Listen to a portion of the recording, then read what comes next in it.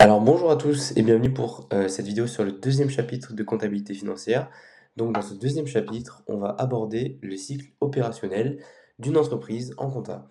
Et donc dans le cycle opérationnel, on va voir majoritairement trois dispositions, trois choses importantes. On va voir la TVA, les stocks et leur comptabilisation.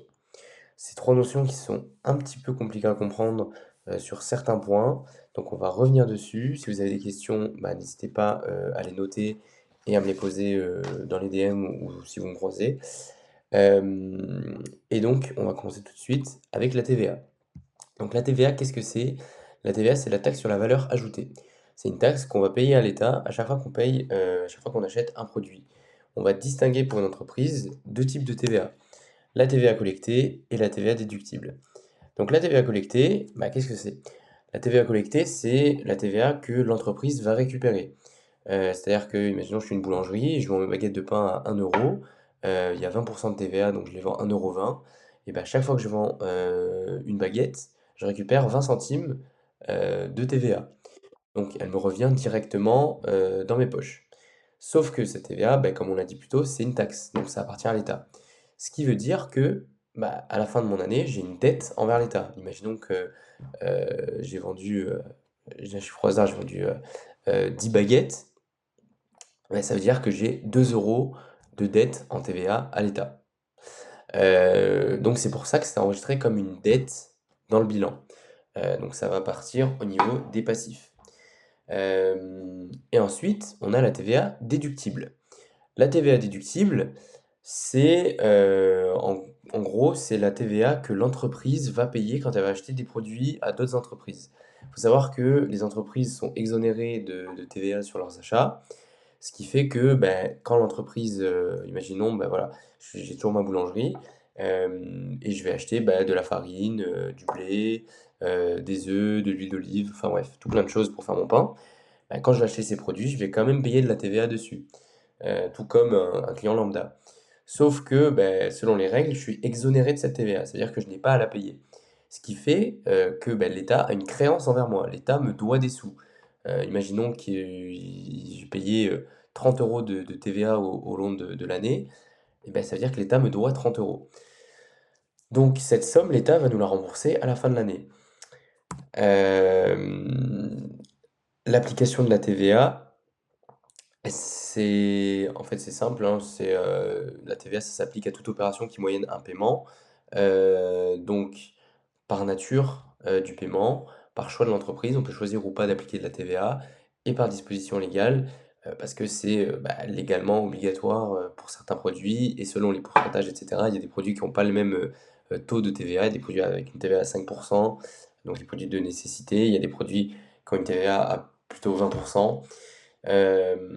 Et donc à la fin de l'année, moi en tant qu'entreprise, je vais avoir ma TVA déductible et ma TVA collectée, et on va faire le ratio des 2 et ça va décider si soit j'ai une dette envers l'État que je vais payer, soit l'État me doit des sous. C'est possible que si par exemple j'ai fait pas beaucoup de ventes, mais j'ai acheté beaucoup de choses dans l'année, bah, l'État va devoir me rembourser un certain montant de TVA. Donc toujours sur l'application de la TVA s'applique différemment pour les biens et les services. Pour les biens, la TVA, elle est due dans le pays où le bien est livré. Si, bah, voilà, on va prendre un exemple, moi je suis Renault, et je vends une voiture au Japon. Heu, beh, pour les biens, la TVA, elle va s'appliquer au Japon. Ce qui fait que si je vends ma voiture au Japon, c'est le Japon qui va récupérer la TVA. Pour les services, la TVA est due dans le pays où le prestataire de service est basé. Donc si je suis une agence de voyage en France qui envoie des clients au Japon, beh, comme l'agence de voyage, est basée en France, c'est la France qui va récupérer la TVA. Donc voilà, en gros, ce qu'il faut comprendre pour la TVA. Le point important à retenir, c'est que, la TVA collectée, donc celle que je collecte par mes ventes, c'est une charge puisque c'est une dette envers l'État et la TVA déductible, donc celle que, je possède parce que j'ai acheté des produits pour ensuite revendre et cetera, par le biais de mon entreprise, c'est, dans les actifs, c'est une créance puisque l'État me doit des sous. Donc ça, c'est important à retenir, c'est la différence entre les 2 TVA et pourquoi il y en a une qui va être, On va dire pourquoi il y en a une qui va être dans les charges et pourquoi il y en a une qui va dans les actifs, pardon, et pourquoi il y en a une qui va être dans les passifs. Donc, les stocks, qu'est-ce que c'est? Maintenant, on va passer aux stocks. Les stocks, ça joue un rôle essentiel dans le cycle opérationnel des entreprises, puisque sans stock, on n'a rien à vendre, entre guillemets. Ce sont des biens qu'on va acheter ou manufacturer, puis qu'on va vendre. Donc, typiquement, pour reprendre l'exemple de Renault, un stock de Renault, ça peut être un moteur qu'elle va acheter à une autre entreprise. Bon, en l'occurrence, Renault produit ses propres moteurs, mais voilà, c'est pour l'exemple. Euh, ces stocks, ils génèrent des revenus diminués du coût des ventes. Alors, qu'est-ce que ça veut dire? Ça veut dire que ces stocks, grâce aux stocks, je vais générer des revenus, puisque je vais engranger des ventes. Mais comme j'ai acheté ces stocks à la base, ma vente, elle a un coût. Donc, pour calculer finalement les revenus réels, on va dire, il faut enlever les coûts de vente. Donc, c'est pour ça qu'on dit qu'ils génèrent des revenus diminués du coût de vente. De façon comptable, donc dans le bilan, etc., les stocks, ils sont enregistrés à leur valeur dans l'actif du bilan. Les stocks, c'est un actif puisqu'on possède les stocks et ils sont enregistrés au moment de l'achat. Donc, si je suis, pour reprendre l'exemple de Renault, j'achète des moteurs à une entreprise BIS, au moment de l'achat, je vais les comptabiliser dans mon actif. Et c'est au moment de l'achat. Et ensuite, ces stocks, ils sont enregistrés comme une charge dans le compte de résultat au moment de la vente. Pourquoi ils sont enregistrés comme une charge? Tout simplement parce que on a toujours dit que les actifs et les passifs devaient être équilibrés. Donc si au moment de la vente, mes stocks vont baisser, vont diminuer, donc ça va faire diminuer mon actif. Et ça veut dire qu'il faut que je fasse diminuer mon passif d'une quelconque manière. Et ce, par le résultat net et donc dans le compte de résultat. Et donc ça veut dire que dans le compte de résultat, je vais avoir une charge. Et c'est comme je disais tout à l'heure sur la slide juste avant, voilà, il génère des revenus diminués des coûts de vente. Donc pourquoi c'est une charge? Parce que ça a un coût. J'ai payé ces stocks. Donc ça veut dire que au moment de la vente, je dois payer, enfin j'ai un coût sur cette vente. C'est pour ça qu'on l'enregistre comme une charge et c'est pour ça que ça permet d'équilibrer notre bilan, de faire comme ça. Je sais pas si ça a été bien clair pour ce point, c'est un petit peu compliqué. Donc si vous avez des questions, n'hésitez pas. Mais ce qu'il faut retenir, sans se prendre la tête à comprendre trop pourquoi, c'est que les stocks, quand on les achète, ça part dans l'actif. Et quand il y a une vente, c'est une charge dans le compte de résultat. Ensuite, l'évolution des stocks. Donc pour un petit peu voir comment évoluent nos stocks au sein de l'entreprise, on va réaliser ce qu'on appelle des inventaires. Je pense que tout le monde connaît à peu près, enfin sait ce que c'est un inventaire. Donc on a deux types majeurs d'inventaire. On a le système d'inventaire permanent. Donc chaque entrée et sortie de stock est suivie en temps réel. Donc si je rentre un moteur, je le note. Si j'en ressors deux, je les note. Et donc ça permet un suivi en temps réel de toutes les quantités. Donc c'est très efficace et très précis. Et ensuite, on a le système d'inventaire intermittent. Donc là, les stocks ils sont enregistrés en tant que charge et on va faire des inventaires de fin de période pour voir quel stock il nous reste. Ça veut dire qu'on va tout enregistrer d'un coup, on va attendre que l'année se passe et à la fin de l'année, on va compter tout ce qui nous reste et on va en déduire tout ce qu'on a vendu et les variations. Donc dans l'évolution des stocks, les formules à retenir, c'est que la quantité, c'est le stock initial plus les achats moins les sorties, ce qui nous donne le stock final. Le stock final, c'est également égal au stock initial plus les achats moins le coût des marchandises vendues. Et le stock initial moins le stock final, c'est assez logique, ça nous donne la variation des stocks. Ensuite, ces stocks, comment les valoriser? Donc on a différentes méthodes. On a la méthode du coût unitaire moyen pondéré, la méthode LIFO et la méthode FIFO. Donc en premier lieu, la méthode du coût unitaire moyen pondéré, donc, ou CUMP pour noter en abréviation. Donc coût unitaire moyen pondéré, en fait, on va calculer le coût moyen des achats de stock. À chaque nouvel achat, on va ajouter les nouvelles quantités à notre stock. On va refaire le calcul du coût moyen. Donc ça veut dire le total qu'on a payé divisé par le total d'articles. Et ça nous donne un prix unique pour tous les articles. Donc ça veut dire que si j'achète des articles 1 euro, puis j'achète 10 stocks à 1 euro, puis le lendemain j'achète 10 stocks à 2 euros, en fait je vais calculer la moyenne et ça va me donner 20 stocks à 1,50 €. Voilà, donc là j'ai mis un petit tableau pour que vous compreniez un peu mieux. On voit que dans la première colonne, le 1er janvier, j'achète 10 stocks à 2 euros, donc ça me fait un total de 20 euros. Donc j'ai une quantité de 10 stocks et une valeur de stock de 20 euros et un coût unitaire moyen de 2 euros. Le 5 janvier, je vais encore acheter pour 10 euros, pour 4 euros, pardon, donc toujours 10 stocks mais pour 4 euros. Donc ce qui fait que j'ai un montant d'achat de 40 euros. En quantité totale, j'ai 10 stocks plus 10 stocks, j'ai 20 stocks. En valeur de stock, j'ai 40 plus 20 euros, donc j'ai 60 euros. Mais en coût unitaire moyen pondéré, bah là, sur ce stock-là, bah, je vais faire la moyenne des deux, donc 2 et 4, donc ici 3 euros. Et le 10 janvier, je vais avoir une vente, donc j'ai 5 stocks qui vont sortir. Donc j'ai plus que sur mes 20 stocks, j'en ai 5 qui partent, donc j'en ai plus que 15. Sur mes 60 euros, j'ai 15 euros qui partent. Et non, je dis n'importe quoi. Oui, si, c'est ça, pardon. Et du coup, bah, toujours mon coût unitaire à 3 euros.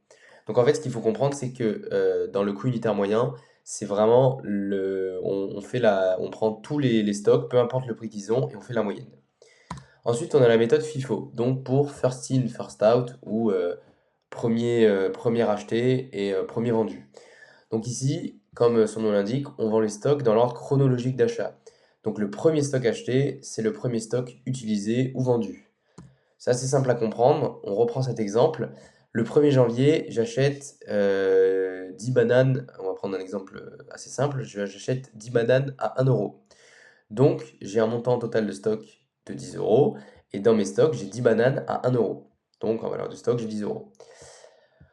Le 5 janvier, j'achète 10 bananes à 2 euros. Parce que j'achète des bananes plus qualitatives ou bref, on s'en fout. Montant total des stocks, ben j'ai 10 euros de bananes plus 20, j'ai pardon 20 euros de bananes, 10 fois 2 euros. Et donc dans mes stocks, j'ai 10 bananes à 1 euro et plus 10 bananes à 2 euros. Ce qui fait que ma valeur de stock est à 30 euros. Le 10 janvier, je vais vendre 12 bananes. Donc je vais me servir dans les toutes premières bananes, donc celles à 1 euro. Donc je vais vendre les 10 à 1 euro. Et comme j'ai une vente de 12, bah, j'en ai vendu 10, il faut encore que j'en vende 2, donc je vais piquer dans les dernières que j'ai achetées, donc les bananes à 2 euros, ce qui fait qu'il va me rester au total 8 bananes à 2 euros. Et je vais avoir une valeur de stock finale de 16 euros. Ensuite, dernière méthode, la méthode LIFO, donc last in first out. Donc ici, on vend les stocks dans l'ordre inverse d'achat. Donc le dernier stock acheté, ça sera le premier stock vendu. C'est l'inverse de la méthode FIFO. C'est très peu utilisé, surtout dans l'alimentaire, parce que ça veut dire qu'en gros, bah, imaginons, on fait ça avec du lait, ça veut dire que j'achète une brique de lait, j'en achète une autre derrière, je vends celle que j'ai achetée en dernier, mais la première, elle a le temps de périmer. Je sais pas si vous avez bien compris, mais bon, c'est pas très, on l'utilise assez peu selon les normes IFRS. Et donc toujours pour suivre cet exemple, le 1er janvier, j'ai un achat, donc j'ai une rentrée de 10 bananes à 1 euro. Donc jusque-là tout va bien, j'ai un stock de 10 euros.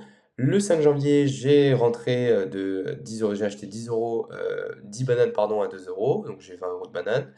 Et donc en stock, j'ai 10 bananes à 1 euro et 10 bananes à 2 euros, comme tout à l'heure. J'ai une vente de 12, sauf qu'ici, ben, je vais vendre les dernières bananes en premier, donc les bananes à 2 euros, ce qui fait que je vais avoir plus du tout de bananes à 2 euros. Et il va me rester deux bananes à vendre, donc je vais piquer dans le stock des bananes à 1 euro, et ce qui fait que je vais avoir 8 bananes à 1 euro restantes, ce qui fait que j'ai un stock restant de 8 euros. Donc on peut voir ici que selon la valorisation choisie, on peut avoir des chiffres assez différents. Ici on était à 8 euros, sur la méthode FIFO on était à 16 euros. Ensuite, la constatation des produits. On va faire la différence entre la vente et les produits. Donc une vente, c'est la valeur monétaire de ce qu'on a vendu ou rendu comme service hors taxe. Et les produits, ce sont les ventes plus les autres sources de bénéfices. Petit rappel de la deuxième séance sur la comptabilité d'engagement et la comptabilité normale de trésorerie, pardon. Dans la comptabilité d'engagement, les produits, on les prend en compte au moment de la réalisation, au moment où ça se passe. Donc ça veut dire que même si c'est une facture et que je la reçois un mois plus tard, bah, c'est au moment où ça se passe, enfin ma vente, pardon. Et pour les charges, c'est pareil. Et la comptabilité de trésorerie, c'est l'inverse. C'est-à-dire que je prends au moment de l'encaissement, au moment où mes sous arrivent dans mon compte en banque. Et donc sur la constatation des produits, les créances et les dettes. Donc les créances, ce sont les sommes dues par les clients, les dettes, ce sont les sommes dues par les fournisseurs, et les créances ne génèrent pas immédiatement des flux, dans la trésorerie.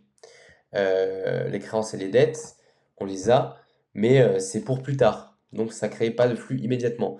Donc on fait appel à la comptabilité d'engagement. Sur la constatation des produits, on peut noter également l'escompte, important pour ce chapitre. C'est une technique de crédit à court terme et ça consiste à offrir une réduction sur le prix à un client qui paye sa dette pardon, avant l'échéance.